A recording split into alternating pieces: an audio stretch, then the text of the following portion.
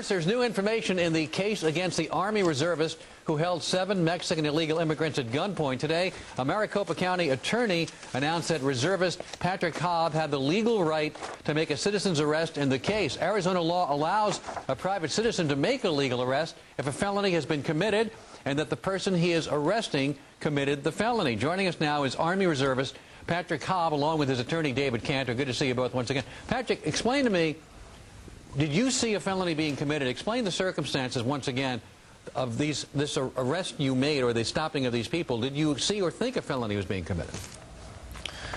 Well, I mean, it all started out as a self-defense and just went from there. So, I mean, I couldn't tell at first what was going on besides men were rushing me out of a field, so I just went off self-defense right there. So it wasn't that you saw a felony, you thought a felony would be committed against you, but did you at that time believe these were illegal immigrants? That was my assumption once they had started mumbling Spanish back and forth to each other, and just having multiple layers of clothing on, having backpacks and everything. But, and then it was later confirmed by another individual who spoke Spanish. Now, Mr. Cantor, as I understand it, the law states you have to either see a felony or know that the person committed a felony. I understand that they're not going to press charges here, but wasn't this based on an assumption that Patrick was making, not the actual commission of a felony? Well, actually, the way the law reads is if there's a misdemeanor, which is a breach of the peace, or a felony being committed, either one will qualify for citizen's arrest. And here the misdemeanors of threats by conduct, intimidation by conduct, disorderly conduct, those, along with the justification of self-defense, gave him the grounds. And then, of course, it was confirmed once he reached their vehicle that they were, in fact, illegal aliens being led by a coyote. Hey, Sergeant, welcome back to the program. I'm relieved for your sake that that this happened. Why do you think originally you weren't believed that you were rushed? Why do you think that was, that there was some criticism that you had followed them to their car after you had claimed that they had rushed you? Why do you think that there was a lack of belief here? You're a guy who just got back from serving your country.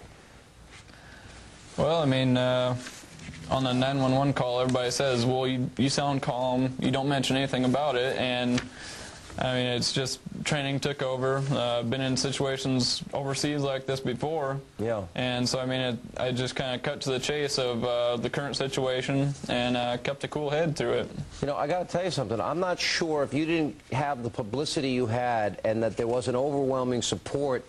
I know that, for example, KNST in Tucson and KFY in Phoenix, I mean, you had a lot of support on talk radio and a lot of support in the community. And I'm not really sure, had that message, and right here on Fox, I'm not sure if that message had not gotten out and whether or not you'd be in the position you are today. Do you think the publicity helped a lot? Well, yeah, without a doubt, your show was one of the leading factors as to why this man is no longer facing 5 to 105 years in prison. The support you generated, along with the local talk radio, really helped. I think it forced the county attorney's office to take a hard look at what they were dealing with. I want you both to respond to the words of the county attorney, Andrew Thomas. And by the way, I like Joe Arpaio. He's been, I think, a terrific sheriff, and it was one of the few times I ever disagreed with him.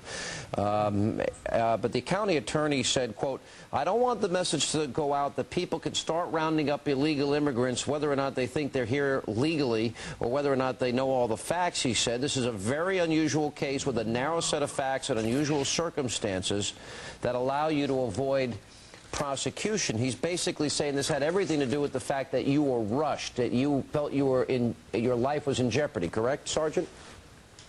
Well, yes, that's correct, sir. And it's definitely something where I don't advocate or feel that anybody should do this unless they have the training. I mean, you got to defend yourself, but as far as going out and looking for people like the story originally had, definitely don't do that. You had no agenda. This was not about rounding up illegal immigrants, as some has suggested. That's correct. I mean, it could have been anybody in the field rushing me like that, and I would have acted the same. Sergeant, we thank you, and Counsel, we thank you for being with us tonight.